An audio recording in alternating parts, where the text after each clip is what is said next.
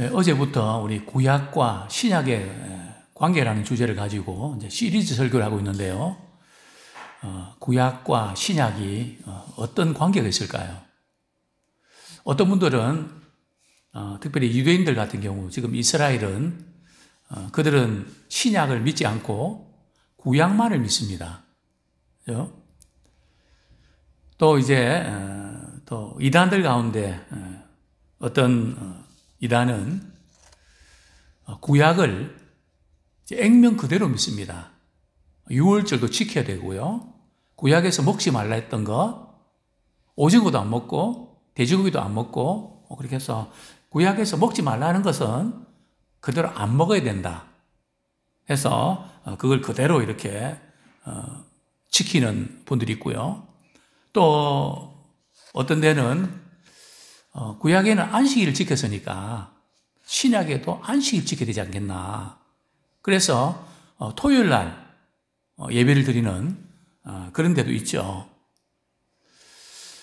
특별히 이제 유월절을 지킨다. 유월절 이야기를 자꾸 많이 하면 그 이단이거든요.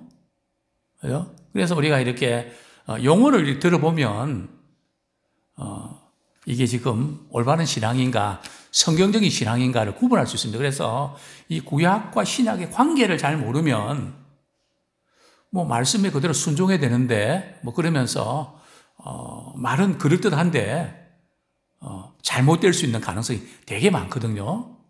그리고 또 우리 신약과 구약을 읽을 때도 특별히 젊은이들 같은 경우는 이런 말을 하거든요. 성경은 너무 시대와 뒤떨어져서 오늘날 우리하고는 안 맞다고. 그래서 성경에 대해서 굉장히 이렇게 무시하고 읽을 필요가 없다고 그렇게 생각하는 분들이 있습니다. 그죠? 어떻게 성경 말씀대로 살 수 있는가? 이러면서 말이죠. 그래서 이 구약과 신약의 관계는 대단히 중요합니다. 어제 이어서 오늘은 이제 구약과 신약의 연속성과 불연속성. 쉽게 말씀드리면 구약과 신약의 공통점이 있는데 예수 그리스도를 믿음으로 인해서 구원받는, 그래서 하나님의 나라를 세워가는 그런 일에 있어서는 구약과 신약이 공통점이 있죠. 그러나 분명히 구약과 신약은 차이점이 있습니다. 어제도 말씀드렸지만은 축복에 있어서도 구약은 물질적인 축복을 강조하는 것이 사실은 물론 영적인 축복을 강조하고 있지만 비율적으로 볼 때 눈에 보이는 들어가도 나가도 복을 받고, 그죠? 그래서 물질적인 어떤 축복의 비중이 크다면 신약에 있어서는 물질적인 축복을 이렇게 도외시하진 않지만 영적인 축복이 강조되고 있는 그런 것을 우리가 보게 되죠. 그래서 이 구약과 신약에 있어서 이 차이점인데 도대체 뭔 차이가 있냐 뿐만 아니라 오늘 이 시대를 살아가는 우리에게 있어서 그것을 그럼 어떻게 적용해야 될 것인가 하는 이제 이런 문제를 지금 이제 다루게 되는데요. 자, 먼저 첫 번째로 우리가 다루고 싶은 것은 구약의 율법은 말이죠. 크게 세 가지로 나눌 수가 있습니다. 첫 번째가 뭐라고요? 도덕법이 있고요. 그리고 두 번째는 의식법이 있고요. 세 번째는 시민법이 있습니다. 그렇죠? 물론 어떤 법 같은 경우는 같이 이렇게 연결되어 있는 부분도 있는데 이제 크게 세 가지로 구분할 수 있거든요. 도덕법, 의식법, 그 다음에 시민법 또는 민사법 이렇게 구분하기도 하는데요. 이 부분에서 오늘날 우리가 그대로 이제 적용을 해야 될 부분들은 도덕법입니다. 그죠? 도덕법은 조금 후에 좀 자세히 설명드리겠지만은 십계명이죠.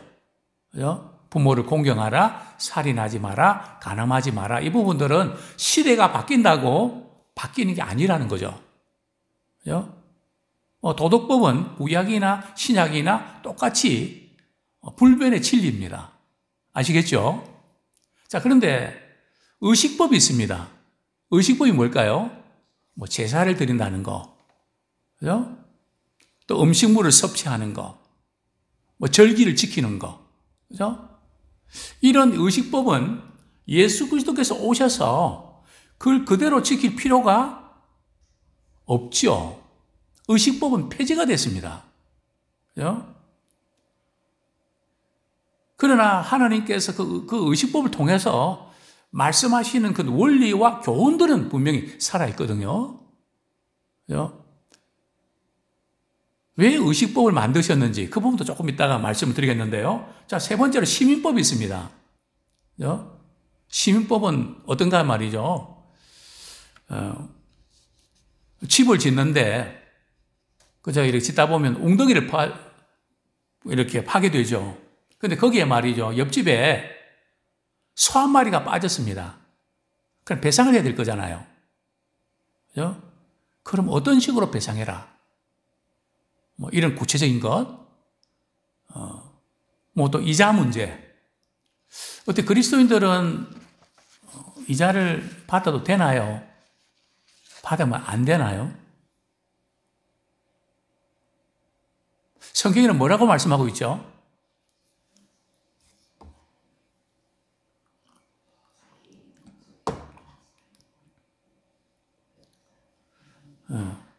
같은 동족들에게는 돈 빌려줘도 이자 받지 말고, 특별히 어려운 그런 생활 형편을 알면은 특별히 동족들끼리는 받지 말고, 그리고 또 이방인들, 타인들 같은 경우는 받아도 되는데 너무 고리로 받지 마라. 그죠?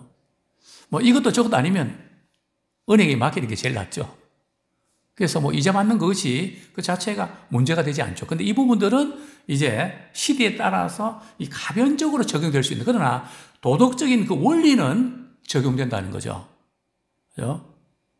이런 원리를 가지고 조금 더 세부적으로 말씀을 좀 드리고 싶습니다. 특별히 이제 도덕법은 우리 하나님의 형상으로 우리가 만들어졌잖아요. 그래서 우리는 사람들에게는 양심의 법을 주셨습니다. 그래서 많은 분들이 이렇게 질문하잖아요. 예수님을 모르고 세종대왕 또 그 이전에 예수님 모르고 죽었던 사람들은 구원 받나요? 못 받나요? 그런 질문 많이 하잖아요. 그죠? 그런 분들에게는 어떤 법이 적용되나요? 성경에 보면 한 다른 법이 있다 그랬거든요. 그게 양심의 법이다. 하나님께 양심을 주셨거든요. 그 양심의 법에 따라서 이제 판단을 받게 되는 거죠. 그죠? 자, 어쨌든 이 도덕법은 우리 하나님께서 주신 그런 하나님의 형상으로 만들어진 그 원리에서 우리가 따라야 되죠. 우리 십계명도 두 돌판이 있죠. 하나님과 또 사람과의 관계에서, 또 신약시대에 오면 온 율법과 선지자 대광령이 뭡니까? 하나님 사랑, 이웃 사랑. 그죠? 이것이 이제 구약이나 신약이나 맥을 같이 하는 그것을 우리가 보게 되죠. 자, 첫 번째로 좀 자세하게 율법의 종류 세 가지 가운데 먼저 도덕법. 우리 출애굽기 20장. 이 도덕법은 이렇게 규례라는 표현을 이렇게 사용하고 있습니다. 재판과 판결에 대한 어떤 규례 이렇게 표현을 쓰고 있는데요. 먼저 우리 몇 구절 읽겠습니다. 출애굽기 20장.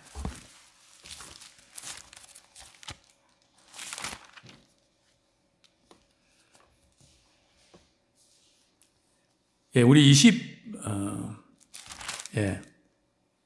21장 보겠습니다. 출애굽기 21장.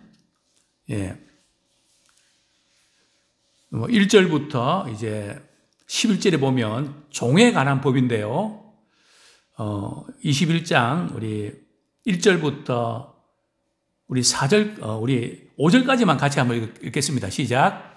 내가 백성 앞에 세울 법규는 이러하니라. 내가 히브리 종을 사면 그는 6해 동안 섬길 것이요 7째 해에는 몸값을 물지 않고 나가 자유인이 될 것이며, 만일 그가 단신으로 왔으면 단신으로 나갈 것이요 장가 들었으면 그의 아내도 그와 함께 나가려니와, 만일 상전이 그에게 아내를 주어 그의 아내가 아들이나 딸을 낳았으면 그의 아내와 그의 자식들은 상전에게 속할 것이요 그는 단신으로 나갈 것이로되, 만일 종이 분명히 말하기를 내가 상전과 내 처자를 사랑하니 나가서 자유인이 되지 않겠노라 하면, 6절에 보면 말이죠. 그래서 귀를 뚫는 거예요. 귀 뚫는 것의 유래가 말이죠. 이제 나는 당신의 영원한 종이 되겠습니다 하는 이런 부분이죠. 그렇죠? 그래서 이런 부분에서 좀 어떻게 우리가 해야 될까 하는 이런 부분들 다루고 있는데, 먼저 제가 지금 이 부분들은 지금 시민법에 속하는데요. 우리 다시 한번 우리 출애굽기 20장을 보겠습니다. 우리 십계명. 지금 방금 다뤘던 시민법 다뤘는데, 우리 출애굽기 20장 십계명을 우리가 보겠습니다. 20장 우리 1절부터 3절까지만 한번 같이 읽겠습니다. 시작. 하나님이 이 모든 말씀으로 말씀하여 이르시되 나는 너를 애굽 땅 종되었던 집에서 인도하여 낸 내 하나님 여호와니라. 너는 나 외에는 다른 신들을 내게 두지 말라. 우리 출애굽기 20장 1절부터 이제 우리 21절까지 우리 이렇게 17절까지가 십계명이잖아요. 이 십계명은 바로 도덕법이죠. 그죠? 우리가 잘 아는 우리 하나님을 어떻게 섬겨야 될 것인가. 그죠? 이런 도덕법에 관한 것은 반드시 지켜야 될 그런 규례고 영원 불변의 법이라는 거죠. 우리 신앙생활은 말이죠. 변하는 환경에는 적응할 줄 알아야 됩니다. 그러나 불변의 진리는 고수할 줄 알아야 되거든요. 이걸 잘 이렇게 적용하지 않고 불변의 원칙은 그냥 대충 하고 변하는 환경에만 적응하려면 안 되거든요. 또 어떤 경우들은 변하는 환경에는 적응할 줄 모르고 그냥 그 부분을 고집하는, 그죠? 그건 굉장히 문제가 있죠. 그죠? 뭐 피아노를 말이죠. 어디다 놔야 되나? 그죠? 강대상은 어떤 크기로 해야 되나? 뭐 이런 걸 얼마든지 형편에 따라 달라질 수 있는 거거든요. 그게 무슨 법이 있는 게 아니죠. 어떤 분들은 옛날 예배 스타일 말이죠. 종 땡 치면 이제 묵도하겠습니다. 왜 종 안 치냐고. 요새 종 치는 교회들이 있나요? 시골 교회는 있는 것 같아요. 도시에는 거의 없죠. 그럼 뭐 그렇게 중요하지 않죠. 그죠? 우리가 이 부분들, 그 어떤 변하는 환경에 적응할 줄 모르고 그 옛날만 그것만 고집하면 꼰대라 그러잖아요. 이 사회에서도. 그래서 우리가 이런 십계명은 불변의 이런 원칙이죠. 그래서 반드시 이 부분들은 우리가 지켜야 될 그런 부분들이고요. 또 지금 이 도덕법은 무엇에 근거하는가 하면 하나님의 속성, 즉 하나님의 성품, 하나님의 형상을 만들어졌거든요. 그래서 하나님의 그 성품을 우리 닮아가는 그게 십계명의 핵심이란 말이죠. 하나님을 섬기는 거고 내 앞에 다른 신 두지 말라. 그죠? 이 모든 것들이 바로 하나님의 성품을 이제 반영을 하는 거죠. 거룩하고 공정하고 또 불변하고 뭐 이런 모든 부분들 그렇습니다. 뿐만 아니라 이렇게 부모를 공경하고 또 도덕적인 그런 부분에서 성적인 부분에서도 성결해야 되는 이 부분들이 바로 이렇게 도덕법이라는 거죠. 그리고 이 규례를 위반했을 때는 처벌을 받는 그런 규정들이 나와 있죠. 그렇습니다. 이것은 또한 하나님의 거룩하심을 반영하고 인간 윤리의 기준이 되죠. 그래서 우리가 신앙생활은 도덕성을 신앙은 도덕적인 어떤 그런 것만 아닙니다. 그렇다고 해서 도덕성을 무시하면 안 돼요.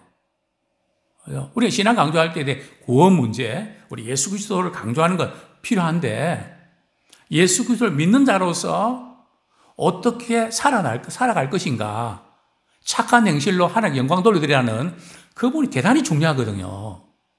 그죠? 어느 한쪽도 무시하면 안 됩니다. 그죠? 성경은 뭐 하라 하지 말라는 이 부분이 전부는 아니지만은 우리가 성화의 과정에 있어서 그 부분은 꼭 필요한 부분이죠. 그죠? 그게 바로 이제 그래서 도덕법이라는 거죠. 우리 마태복음 5장 17절 보겠습니다. 예수님께서도 말씀하셨죠. 마태복음 5장 17절.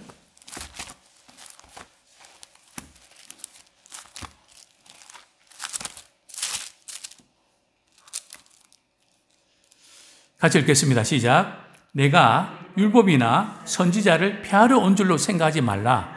폐하러 온 것이 아니요 완전하게 하려 함이라. 그죠? 폐하러 온 것이 아니고 완전하게 하기 위해서 오셨다. 당시에 이제 그 예수님을 말이죠. 이렇게 고발하고 미워했던 바리새인들, 특별히 예수님의 어떤 문제 때문에 오해하고 비난한지 아십니까? 특별히 안식일 문제. 당시에는 안식일 규정이 있어서 그냥 안식일 규정대로 이렇게 해야 되는데 예수님께서는 말이죠.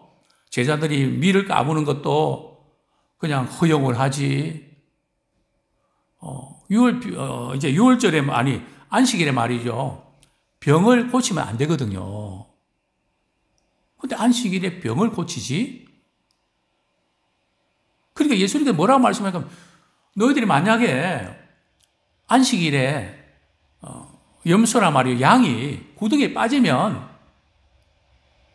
안식일 때문에 그대로 두냐? 살려내야 될 거 아니야. 그리고 아이가 태어났는데 말이죠. 난 지 며칠 만에 할례를 행하죠? 8일 만에 하거든요. 그런데 이 8일이 말이죠. 안식일이 됐습니다. 그러면 할례를 해야 될까요? 말아야 될까요? 당시 이스라엘 백성들은 할례를 했을까요? 안 했을까요? 할례를 행했죠. 너희들이 안식일에 할례 행하지 않냐? 할례 의미가 뭔지 아냐? 예수님께서는 그 안식일의 의미와 목적에 대해서 강조를 뒀는데 바리새인들은 말이죠. 그 날 지키는 거, 해서는 안 되는 거 거기에 집착했단 말이죠. 그죠? 우리가 신앙생활하는데 굉장히 중요한 부분이 두 가지가 있는데요. 첫 번째는 법을 지키는 거 되게 중요합니다. 그죠? 성경에 이 법을 지키는 거 되게 중요하고요. 두 번째는 법의 정신이 중요합니다. 율법의 정신이 뭘까요? 율법의 핵심이 뭘까요? 사랑하는 거라는 거죠. 근데 바리새인들은 예수님을 계속 잡아 죽이려고 하지 않습니까? 살리려고 한 게 아니라 그들은 이거 잘못해서 죽이고 그죠? 비난하고 정죄하고 막 그런 용도로 썼거든요. 살리는데 법의 목적이 있다는 거죠. 그죠?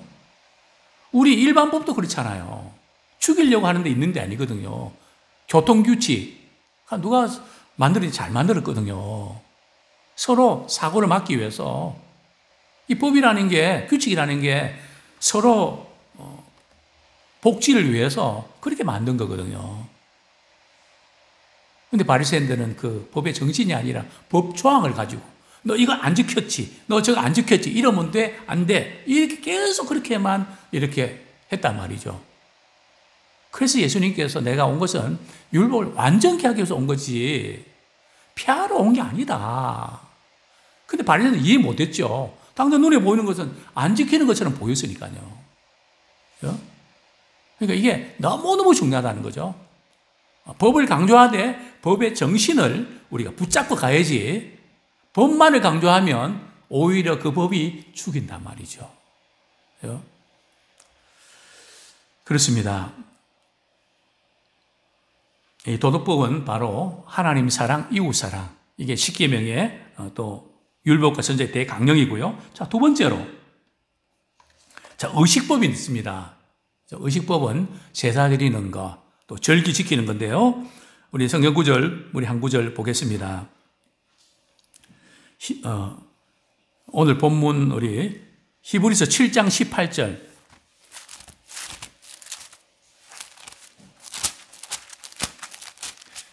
히브리서 7장 18절. 같이 한번 읽겠습니다. 시작. 전에 있던 계명은 연약하고 무익함으로 폐하고, 이제 멜기세덱의 이렇게 제사장 부분을 다루면서 구약 시대에는 죄를 지으면 짐승 잡아서 제사장이 짐승의 피를 뿌리고 그러면서 죄사함 받는 의식을 행했죠. 그러나 이제 예수님께서는 단번에 영원한 속죄를 이루시면서 구약에 매번 해야 되는 제사법 자체를 폐지를 했죠. 그죠? 뿐만 아니라 우리가 이제 그 세상에 입는 옷, 그죠? 옷도 뭐 어떤 옷을 입어야 되고 뭐 여러 가지 복잡한 거 있잖아요. 그죠?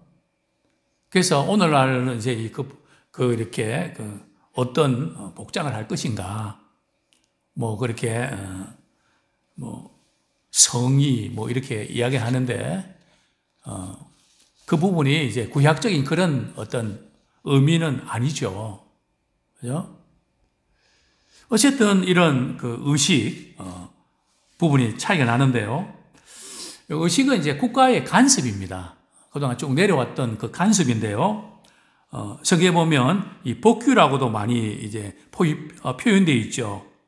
우리 출애굽기 21장, 제가 아까 잘못 이렇게 읽어드렸던 출애굽기 21장을 한번 보겠습니다.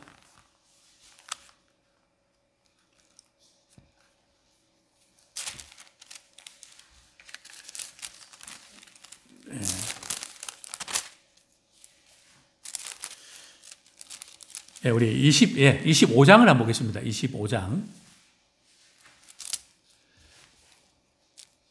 25장에 보면 성소를 지을 예물, 그 다음에 26장에 보면 성막, 그죠? 27장은 뭐 제단, 이렇게 쭉 이렇게 나오고, 그 뒤에 보면 이제 제사 드리는 거 나오거든요. 이런 제사 드리는 모든 번제, 뭐 이런 모든 것들이 화목제, 이런 부분들이 바로 이제 의식법이죠. 근데 의식법은 왜 하나님께서 의식법을 만드신지 아십니까?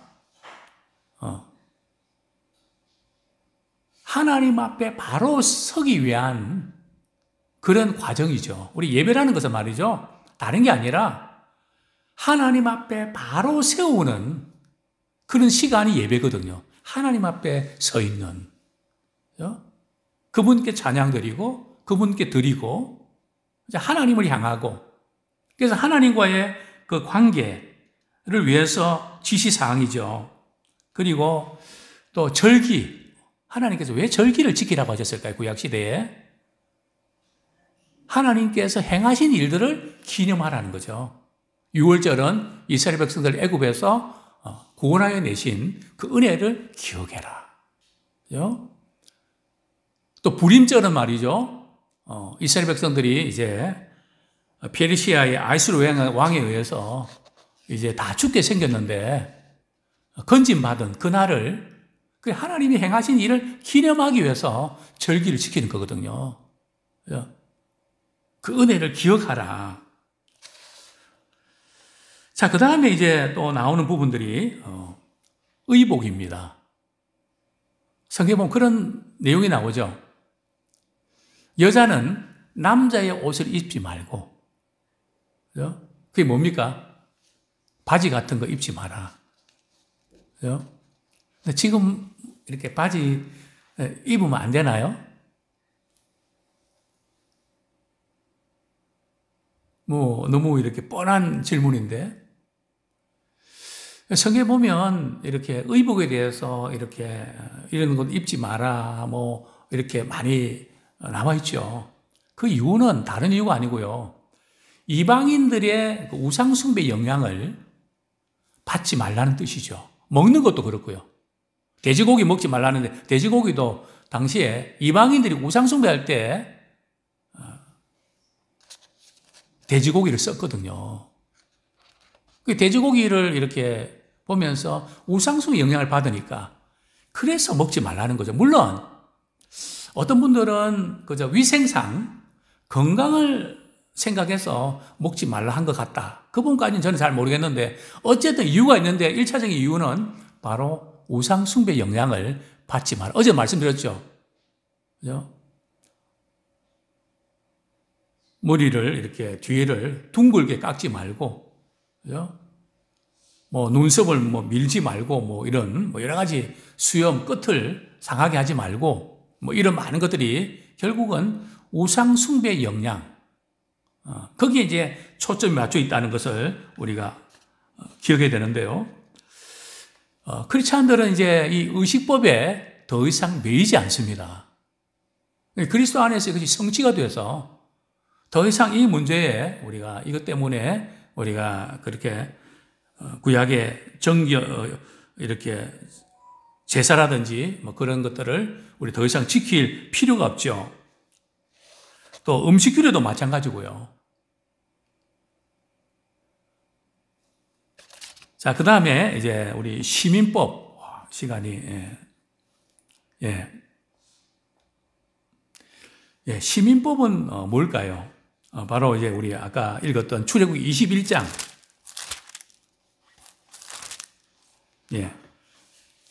장 1절 한번 아까 읽었기 때문에 제가 읽지 않고요. 시민법 뭔가 하면은 이제 생활하면서 말이죠 부딪히는 그런 문제들이 있죠. 그죠? 뭐 종에 대해서.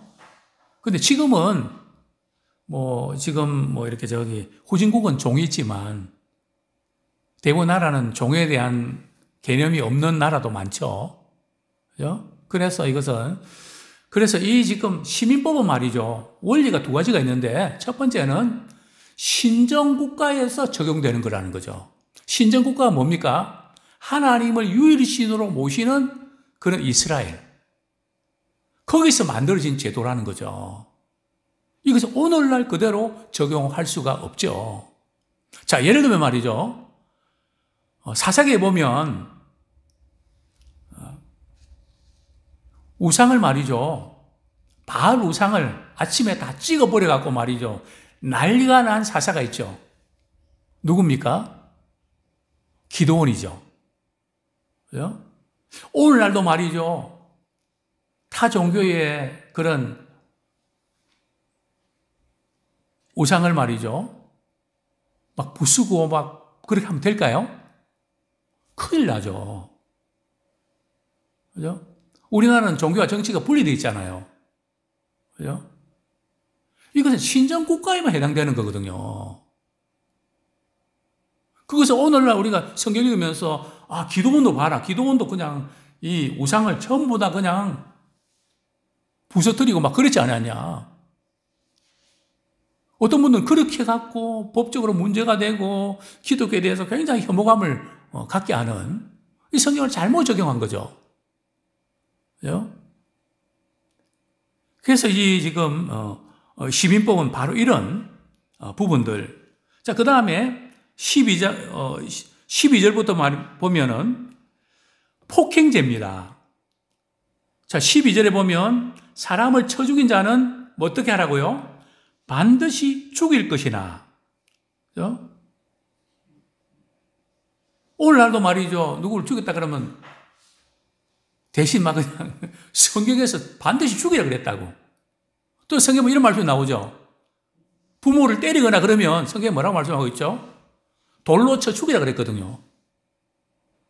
돌로 쳐 죽이면 될까요? 안 되죠.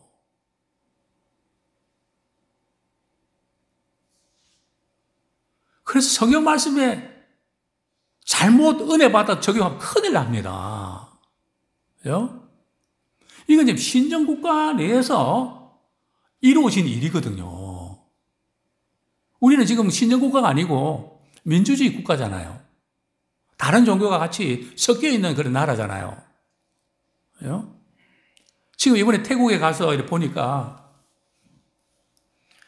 항상 만나면 이렇게 절을 하더라고요. 이렇게 인사하더라고요. 항상 이렇게 말이죠. 그 보니까 이렇게 좀 불교적인 성격도 강하고 예의는 바른 것 같다는 느낌이 들어요. 조금 이상하긴 한데, 그죠? 그래서 아이들한테 말이죠. 내놓고 기독교에 대해서 이야기를 못 해요. 간접적으로 말이죠.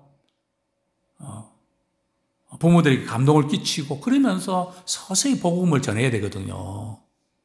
만약 대놓고 말이죠. 막 그렇게 하면 큰일 나죠. 그죠? 그러니까 이런 어떤 상황들을 모르면 우리 신앙생활 하는데 굉장히 어려움을 겪게 되죠. 또 우리 성경에 보면 내 부모와 또 이렇게 자녀들을 나보다 더 사랑하는 자는 뭐 그런 말씀 나오잖아요. 좀 하나님 사랑하는 게 아니다. 그죠? 그러면 자녀하고 그런 부모를 사랑하지 말라는 걸까요? 또 어떤 분들은 나를 위해서 처자를 버리고 집을 버리고 뭐 다 버리면 천국에서 상이 크고, 그죠? 구원받지 못할 사람이 없고 천국에서 많은 상급 받는다. 정말 버리라는 걸까요? 가정을 파괴하라는 걸까요? 이단들은 그렇게 하잖아요. 성경이 그렇게 가르치고 있나요? 한 구절 가지고 그걸 가지고 말이죠.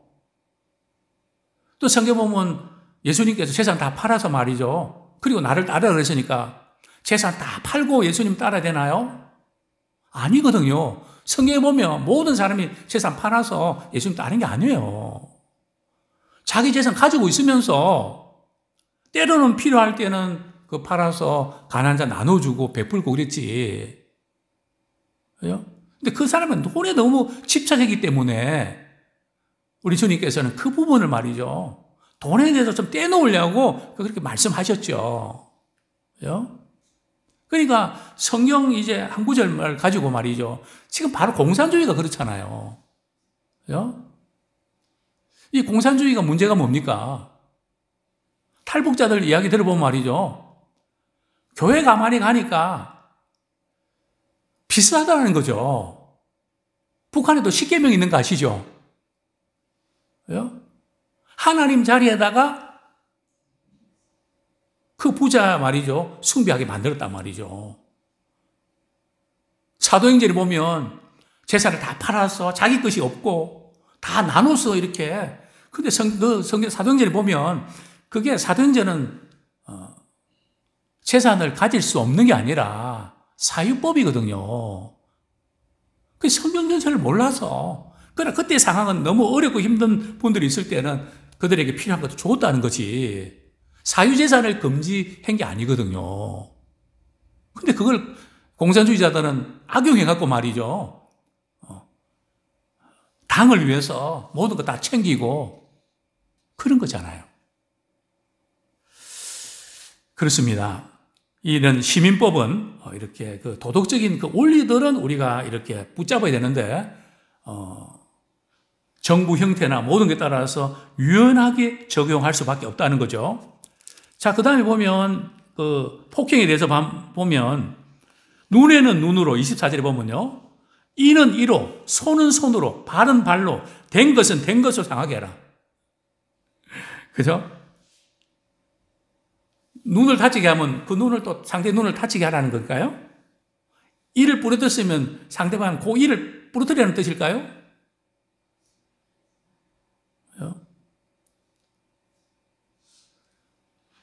이런 그 구체적인 그런 그 뭐 배상의 문제들, 그죠? 뭐 이런 부분을 다루는 것이 바로 이제 시민법이라는 거죠. 이스라엘은 말이에요. 신정국가이기 때문에 법과 종교가 일치합니다. 이제 말씀 맺겠습니다. 도덕법은 말이죠. 여전히 모든 시대에 적용되는 법이고요. 십계명과 하나님께서 우리에게 말씀하셨던 그런 기준들, 의식법은 말이죠. 제사법이나 이런 부분들은 이제 폐지가 됐죠. 그리스도 예수 안에서 이제 이 부분이 성취하셨으니까요. 시민법은 도덕적인 원칙은 우리가 붙잡아야 되지만 그런 국가나 모든 부분에 있어서 한정된 부분이 있다. 유연성 있게 적용해야 된다는 거죠. 오늘은 여기까지 하도록 하겠습니다.